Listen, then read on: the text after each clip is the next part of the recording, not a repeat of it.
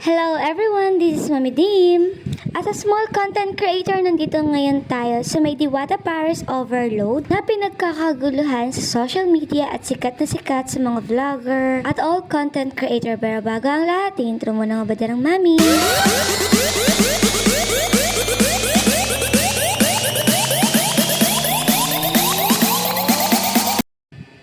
Check guys, nasa 3 AM na kami actually dyan nakapila guys, pero nabigla kami dahil sobrang daming tao. Actually napapanood ko lang to sa social media, napapanood ko lang to din sa TV, then finally I'm here.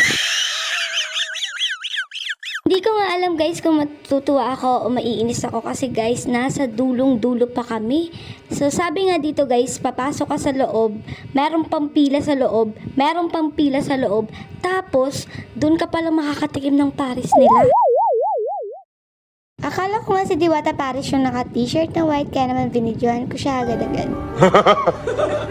Imagine guys, yung pila namin sa labas guys, nasa 10 minutes na nga siguro, ewan. Pero finally, nasa loob naman na din kami, nasa kalagitnaan na din kahit papaano. Pero guys, napakatagal po talaga. Sa sobrang tagal ng pila, so binigyan kami dito ng Diwata number. Number ba to?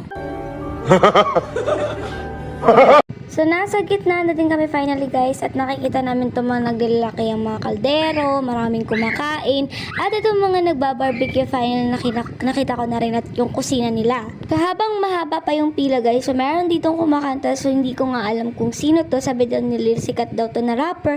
So pakinggan nyo na lang guys kung maganda or hindi maganda yung boses niya. Walang iba na ika makaligaw dahilan sa'yo manaramdaman. Teka lang, na dito na si boss dyan. Pag tumira nga ng test, kala mo si Jordan. Ngayon pa makakita, crush nga ng bagal. Di mo nga alam pala ng baka abuli ng kababaihan. Tingnan mo si boss friend ay machito. Tingnan mo naman kasi akala ko si Piolo. Pero tingnan mo na kahit di na nakapulong. Tingnan mo mas wako pa kay Paolo Abilino.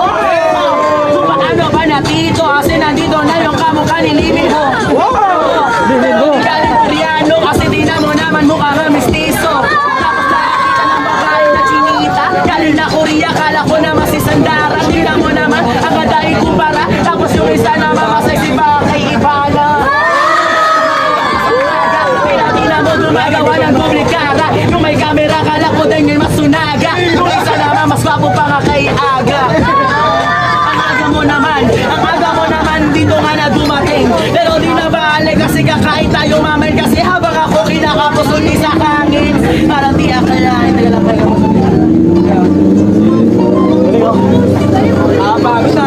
At sa haba ng pila, di ko nga namasdan guys, nandito na ako finally sa Diwata Paris. Talaga matitikman ko na siya. G everyone, ito lang hawak na hawak ko na yung Diwata Paris, pero yung Diwata hindi ko pa nakikita. Tinikman ko nga pala dyan guys yung isang peraso, pero guys, wala pang sabaw, ang sarap.